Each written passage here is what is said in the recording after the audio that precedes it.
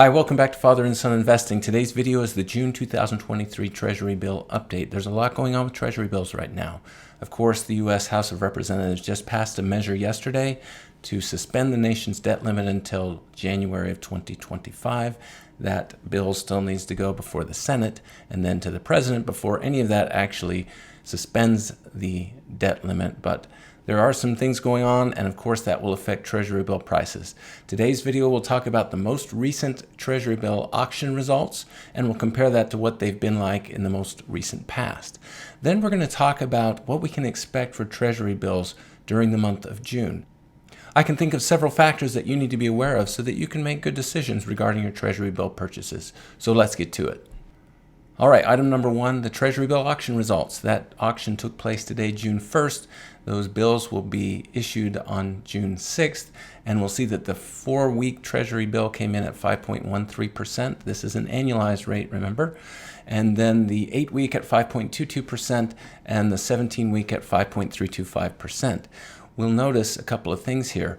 There was a time when this was inverted. The 4-week one was paying more than the longer duration Treasury bills. We're getting back to a little bit more normal there. Let's just compare and see what this has looked like then on my graph for the most recent past. I'm going to show you what Treasury bills have been doing since the beginning of the year, and then we're going to narrow in a little tighter. So we're bringing in each of the different Treasury bills. You can see them there according to color, and with the exception of this little blip here in the 4-week Treasury bill, things have been looking steadily upward. I explained to you all in an earlier video what was causing this little downturn here in the 4-week Treasury bill. Essentially, people were trying to get their money paid back to them before that X date, which was originally predicted to be June 1st. So a bunch of people bought Treasury bills knowing that they could get their money back before the 1st of June, and thus the yield went down. In that previous video, I also predicted what would happen once that time period went by where people could get their money back before the X date. I predicted that the 4-week Treasury bill yield would skyrocket, or at least climb significantly, and sure enough it did, almost up to 6%. Now we're going to go ahead and narrow in a little bit on this graph. Again, we'll bring in the 4-week, the 8-week, the 13-week, the 17-week, the 26-week, and the 52-week, which I left off of the previous graph. And we'll see that today's results, which just came in, are significantly less than the previous auction from last week. That, of course, is as a result of people anticipating that that debt ceiling limit is going to be suspended. So one of the questions that I want to answer for you in today's video is, once that bill is passed, should we suspect that these rates, these yields on the Treasury bills will continue to decline? Will we see next week that the 4-week Treasury bill drops below 5%? I'm going to give you my viewpoint on that now. The first thing that we need to consider is that once that bill passes, the US Treasury is going to want to refill its money supply.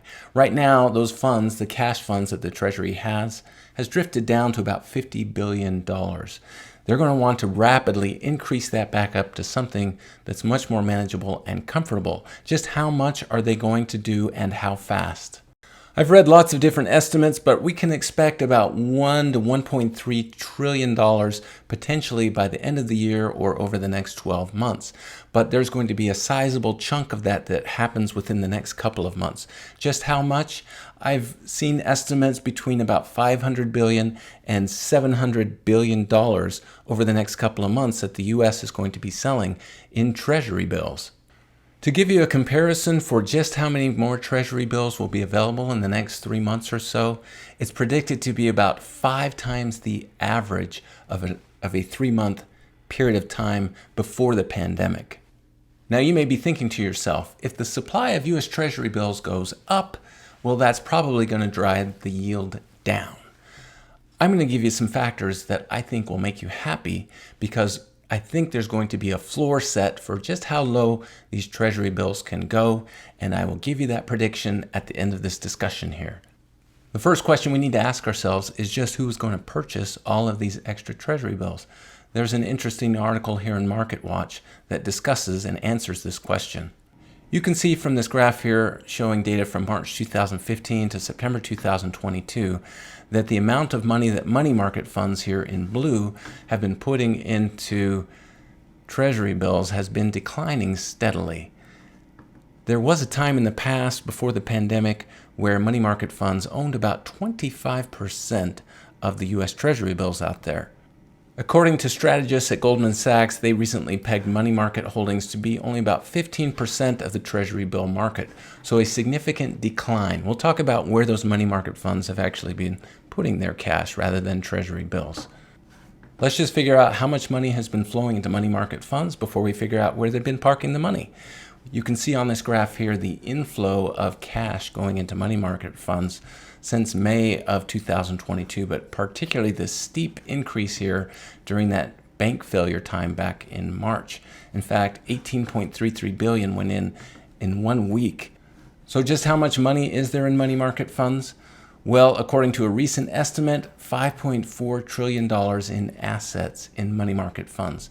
Now, where have they been parking that cash? This graph here shows a comparison of deposits among all the banks in the United States versus deposits at a facility called the Reverse Repo Facility that the Fed runs. I'll explain that facility here in just a minute. But what you can see is that there's $2.1 trillion worth of cash in there. And a lot of that cash at that Fed repo facility is coming from money market funds. I'll explain the Fed's reverse repurchase facility with this graph here, which I think explains this process pretty well. Hopefully this makes sense. One of the ways by which the federal bank can infuse money into our financial system or get cash out of our financial system is to use this process. So essentially, a bank comes along and says, we need cash and we will sell you our treasury bills for some cash. The bank hands over the treasury bills to the Fed and the Fed gives them cash with the promise by the bank that in the future they will repurchase these treasury bills that they sold to the Fed for even more cash. Now, if the Fed wants to get cash out of the system, decrease the money supply, the opposite can hold true.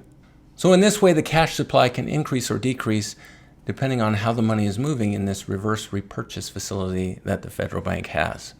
So now that we understand how that reverse repurchase facility works, let's go back to answer a question here. Why would these money market funds want to keep their cash at the reverse repurchase facility instead of buying treasury bills?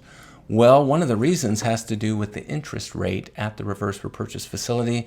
This article says roughly 5%. It's actually 5.05% right now. So if a money market fund can park their money in this essentially bank account that's giving 5.05%, why would they be worrying about purchase treasury bills, which aren't really offering that much more? Now, that may change once the U.S. debt limit gets suspended. There may be some money market funds that are interested in purchasing treasury bills, but they're going to have to raise the yield a bit on those treasury bills to get money market funds to make it worth their time to purchase them. Just how much might they need to raise it? Well, according to this article, they might need to exceed this 5.05% by 10 to 20 basis points. So we're looking about 5.15 to 5.25. So that is one of the factors here. Let's just consider another factor. As we all know, the Fed has been raising the federal funds rate in order to get inflation under control, and thus interest rates have risen significantly over the past year. There is talk of increasing that federal funds rate by another 25 basis points during the month of June, although yesterday there was some discussion by some of the governors of that federal board to do what they call a skip, not a pause, but a skip. They would just skip raising that rate this time and do it at the next Fed meeting later this summer. Nevertheless, the fact that that interest rate is expected to still go up is going to affect what treasury bill yields can be, especially for some of those longer term treasury bills, because people will expect a little premium there knowing that interest rates will be going up in the future. So with this discussion in mind, let's just talk about what I think the floor will be for treasury bills. I think the floor has to be what the Fed repo repurchase facility offers, 5.05%.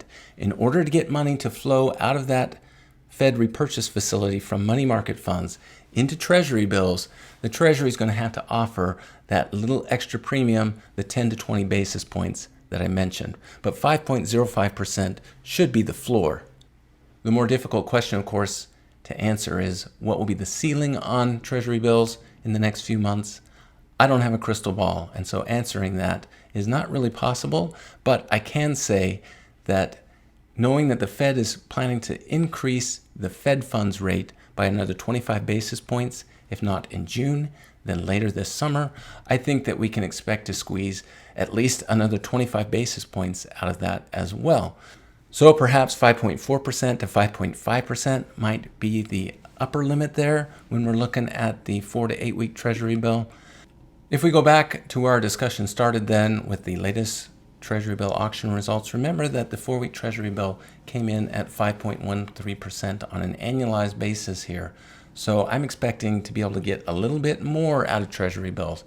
Now, I would not be surprised if next week, after the bill has passed before Congress to suspend the debt ceiling, that the 4-week Treasury bill just drops a little bit. But I would expect after that, that reason will start to take place and we'll see an increase in the yield on those Treasury bills. So let's just wrap this up with which Treasury bill do I like right now. I like the 3-month Treasury bill. You know, I did a video earlier discussing what Warren Buffett does every Monday. He purchases either 3-month Treasury bills or 6-month Treasury bills. And during the latest auction, the 3-month Treasury bill and the 6-month Treasury bill yield were very similar. So buying a 3-month Treasury bill sounds very appetizing right there. In fact, the last 3-month Treasury bill yield was very similar to what the 17-week Treasury bill was getting on today's auction. I hope this information was helpful for you. If it was, give us a thumbs up and share this information with Treasury bill buyers that you know and with young people in your life who would get a great head start by getting a nice return on their investment. They can do that with Treasury bills in a very safe, guaranteed manner. Until next time, enjoy your investing.